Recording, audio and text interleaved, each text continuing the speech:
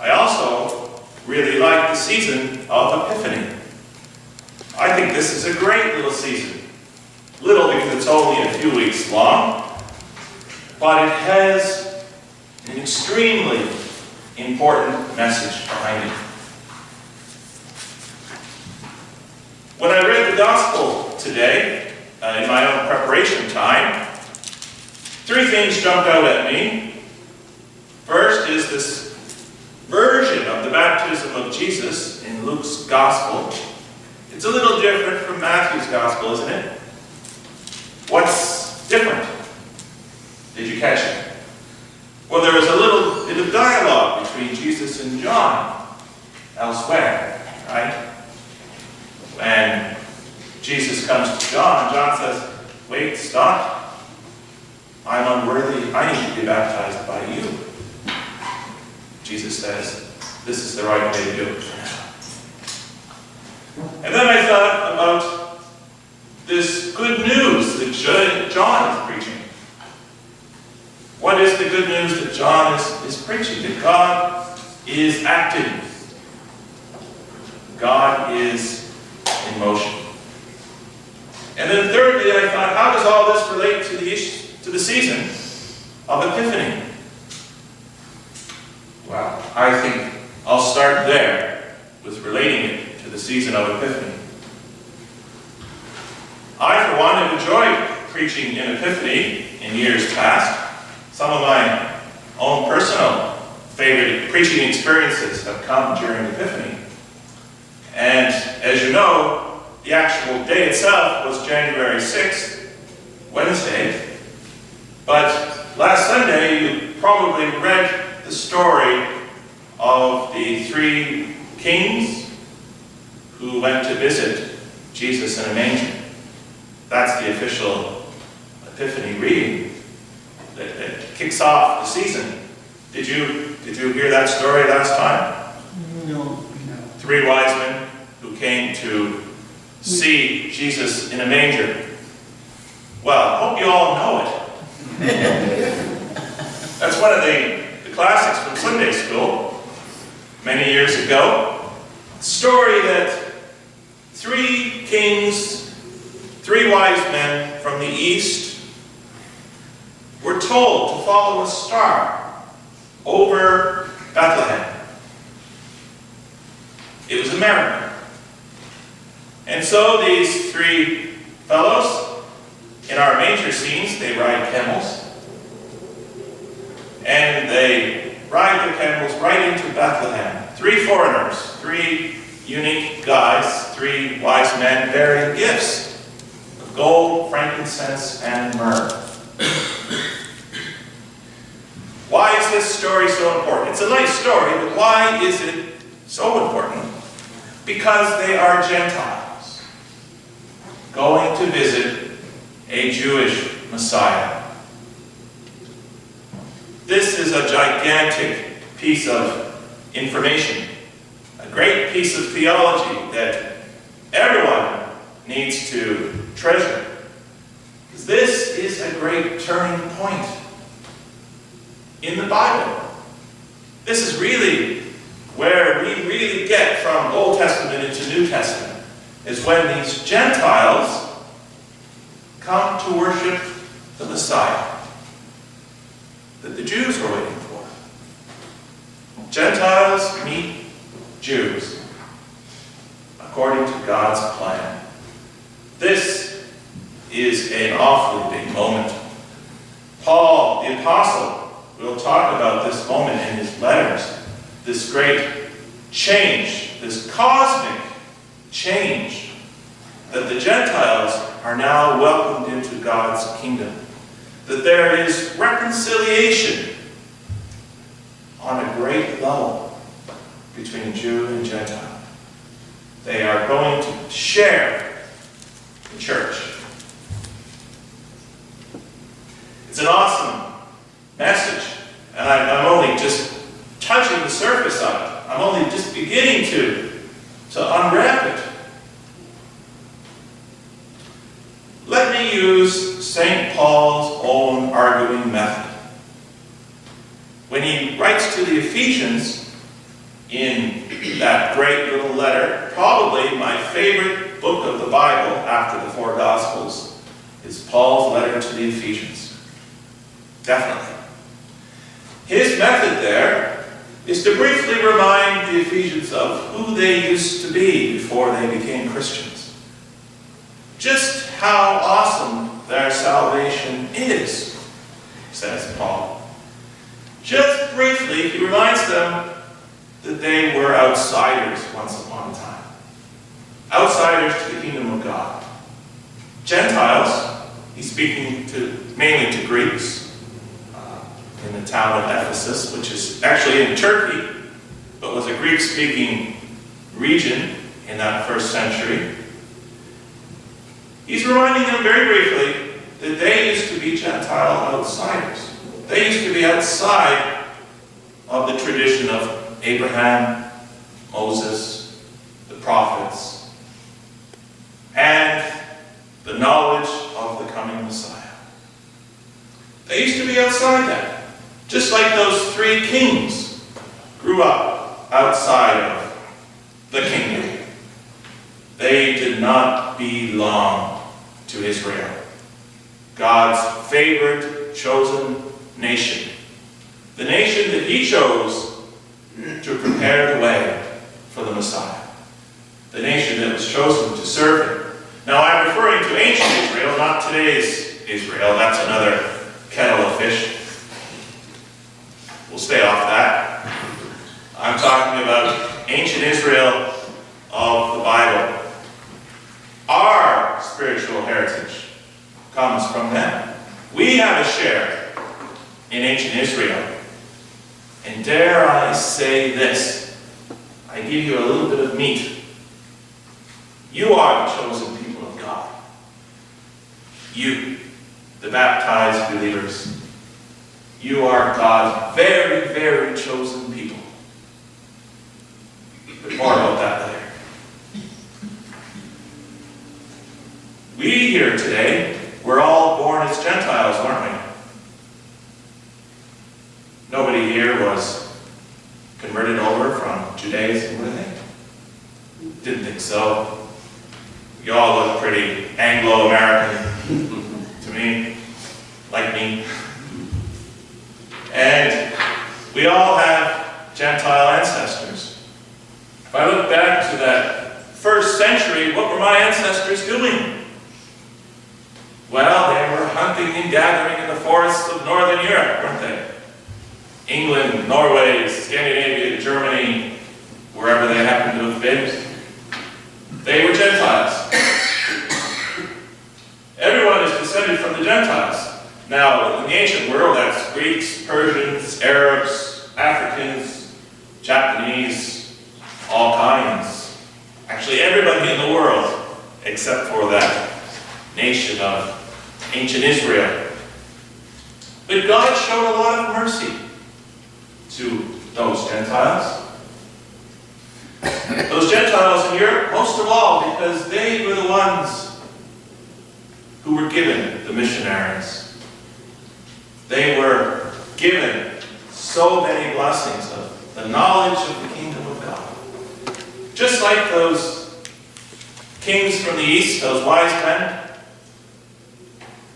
a star, metaphorically speaking, shone over Europe, and our Gentile ancestors were given the gospel.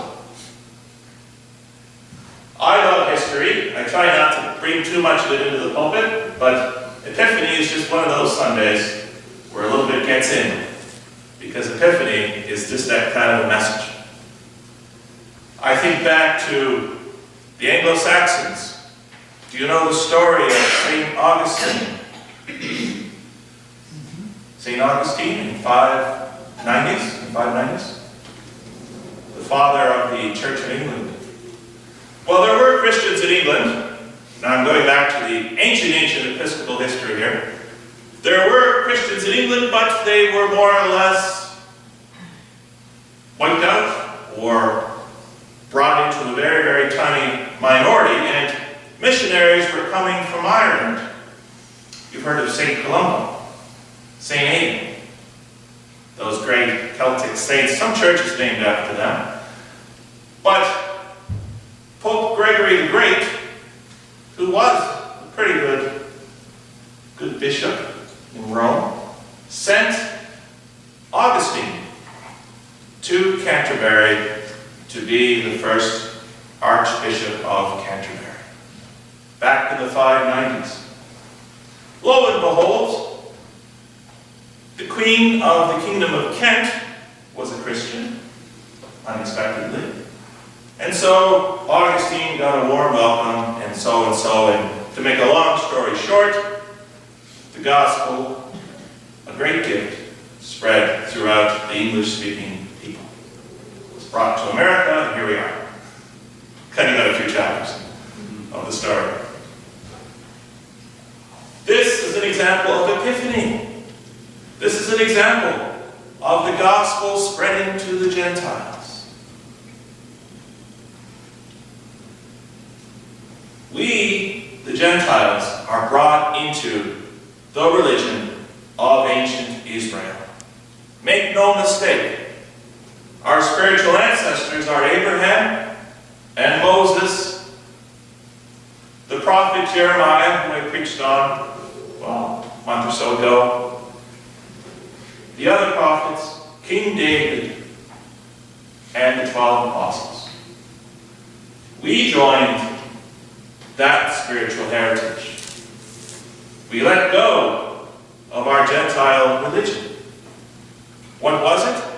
It's not worth getting into the details now, but mythology, Odin, Thor, etc., that was the religion of Anglo-Saxon England and Scandinavia and northern Germany. That mythology of many gods, paganism, that was all cast aside by those early Christians in the English-speaking world. And they joined that spiritual heritage. That Epiphany message was shared. I like this story. Wise men from the east, bringing gifts of gold, frankincense, and myrrh. Beautiful story. I love the mangers. We've got one here, don't we? There it is. And there's the camel. I will get to an even sharper point in this message. The Gentiles were outside of God's kingdom. They were left to their own devices. It was rare for a Gentile to join the Jews and to worship God. It did happen. Jonah preached to the Ninevites. King Nebuchadnezzar, the great spoiler of Jerusalem, listened to the preaching of Daniel and believed in God.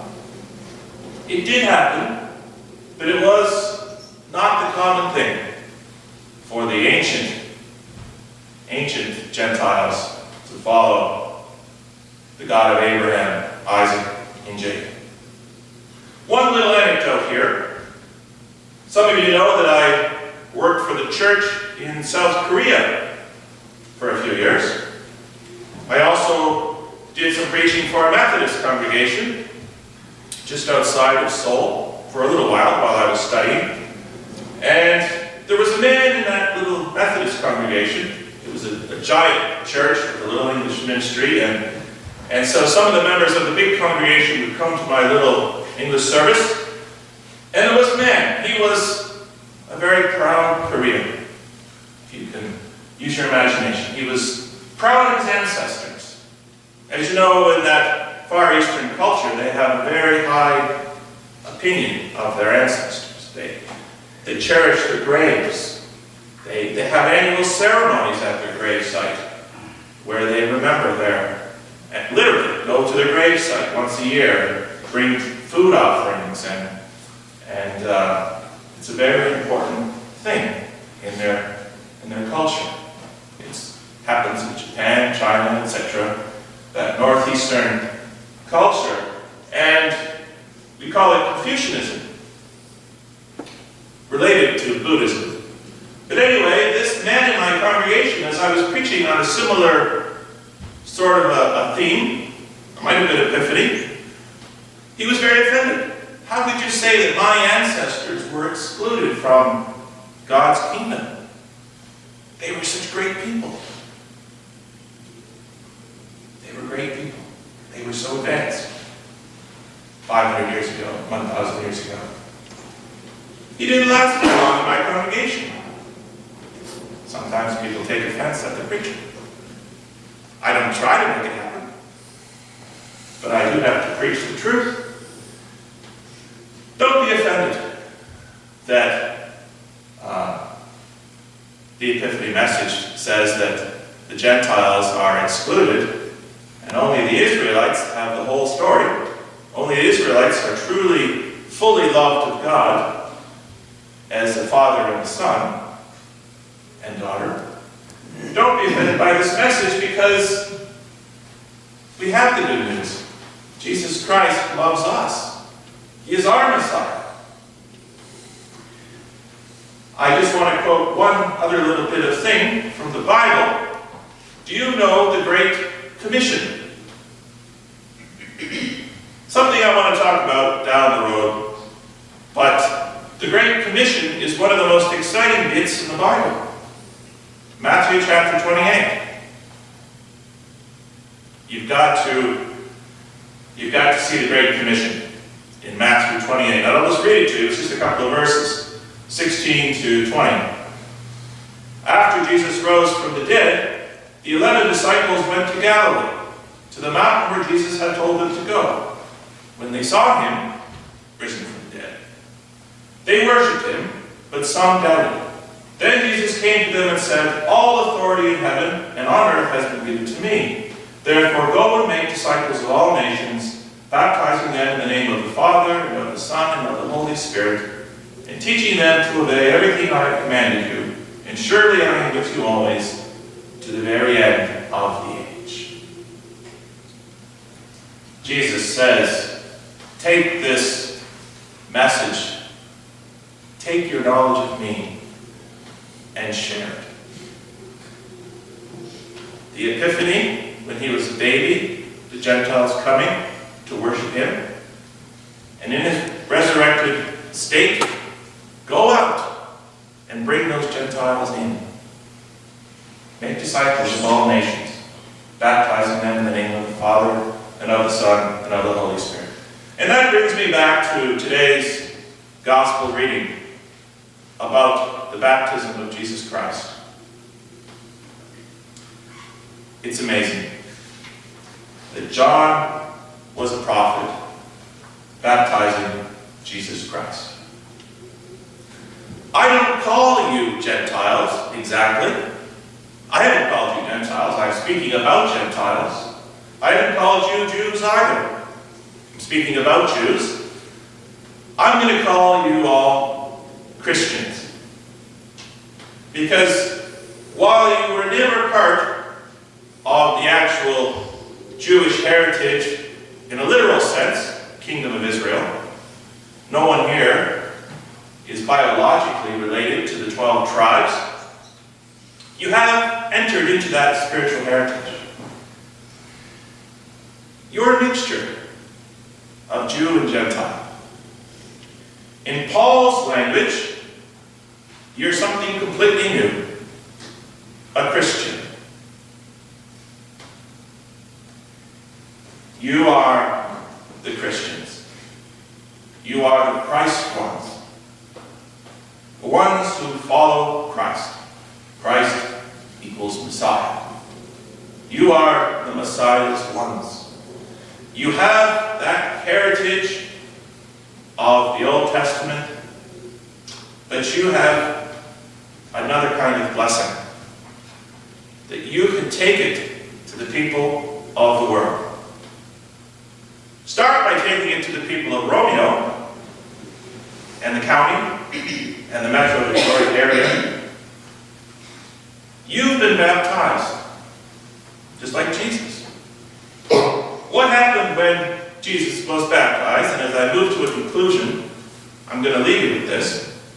What happened when Jesus was baptized? In your reading, just take a quick peek at that. Looking 4.5 lines from the bottom. Now, when all the people were baptized, and when Jesus also had been baptized and was praying, the heaven was opened, and the Holy Spirit descended upon him in bodily form like a dove. And a voice came from heaven, "You are my Son, the beloved. With you I am well pleased." Here's where the expected line from the Episcopal preacher is, you've been baptized, you've got the Holy Spirit, go live out your baptismal covenant. That's the expected line. And I used it. Indeed, you are the baptized one. Do you have the Holy Spirit empowering you to share this Epiphany message? We're going to pray for it over time. We're going to pray to realize that Epiphany calling, to share the good news with our Gentile neighbors, so that they can enter into our heritage, the heritage of the Old Testament, Moses, and so forth. But as our brother and sister Gentiles, in a sense, they can be one with us. They can join with us. And so that's what I'm going to leave you with. I'm going to leave you with the Holy Spirit. I'm going to leave you to reflect upon the Holy Spirit. That's the power for the Epiphany message. That's the power that sends you out to do it. To make disciples from the people out there. To fill these pews. I know everybody wants to fill these pews. You're only going to do it with the Holy Spirit power. You're only going to do it if you embrace that Epiphany message. Jesus Christ is welcoming people in. That metaphorically, we have a star over this church. That people can come here and discover Jesus Christ on it. Amen.